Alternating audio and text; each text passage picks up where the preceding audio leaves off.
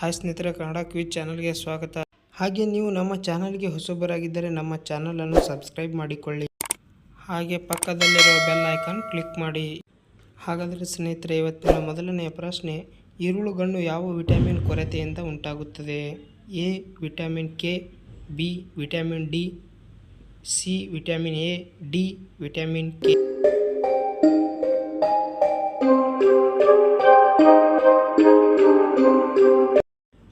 Option C vitamin A. ಎರಡನೇ ಪ್ರಶ್ನೆ ನೋಡೋಕ್ಕಿಂತ ಮುಂಚೆ ಸ್ನೇಹಿತರೆ, ಇದು PC 2018ರಲ್ಲಿ ಕೇಳಿರ್ತಕ್ಕಂಥ ಪ್ರಶ್ನೆ. ದ್ರವ ಬಂಗಾರ ಯಾವುದು? A petroleum, B magnesium, C ಪಾದರಸ, D bromine.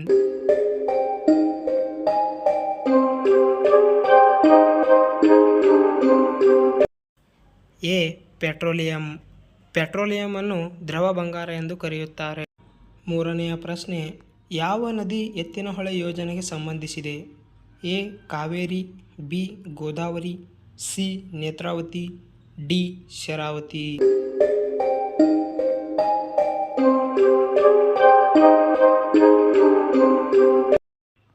Option C Netravati. Yettinahole ಯೋಜನೆ ನೇತ್ರಾವತಿ ನದಿಗೆ ಸಂಬಂಧಿಸಿದೆ. ನಾಲ್ಕನೆಯ ಪ್ರಶ್ನೆ, ಕಂಬಳ ಹೆಸರಿನ ವಾರ್ಷಿಕ ಎಮ್ಮೆ ಓಟ ಯಾವ ರಾಜ್ಯದಲ್ಲಿ ನಡೆಯುತ್ತದೆ?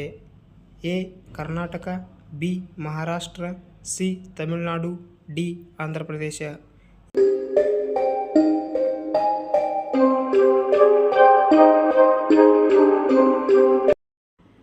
ಎ ಕರ್ನಾಟಕ. ಐದನೆಯ ಪ್ರಶ್ನೆ, ಗಾಳಿಯಲ್ಲಿರುವ ಹೆಚ್ಚಿನ ಭಾಗ ಯಾವುದು? ಎ ಆಮ್ಲಜನಕ, ಬಿ ಜಲಜನಕ, ಸಿ ಸಾರಜನಕ, ಡಿ ರಂಜಕ.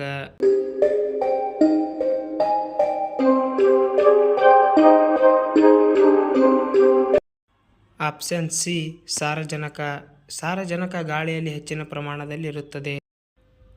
ಆರನೆಯ ಪ್ರಶ್ನೆ, ಒಬ್ಬ ಪೊಲೀಸ್ ಅಧಿಕಾರಿಯು ಭುಜದ ಪಟ್ಟಿಯ ಮೇಲೆ ಒಂದು ನಕ್ಷತ್ರ ಹೊಂದಿದ್ದರೆ ಆ ಅಧಿಕಾರಿಯು A SP, B ASI, C PSI, D CPI.